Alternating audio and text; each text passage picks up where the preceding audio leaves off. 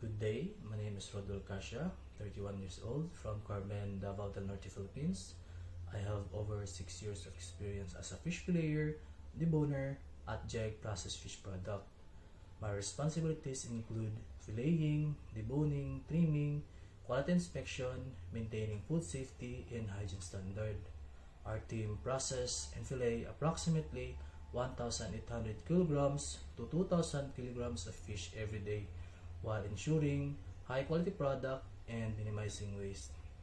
My filleting process starts by inspecting and cleaning the fish.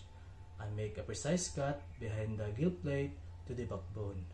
Then I carefully run the knife along to the backbone towards the tail to maximize meat yield. Then I repeat the process on the other side, remove the rib bone, pin bones, and trim the fillet, and perform final quality inspection before it proceed to the next stage. I am hardworking, reliable, and able to work efficiently under pressure.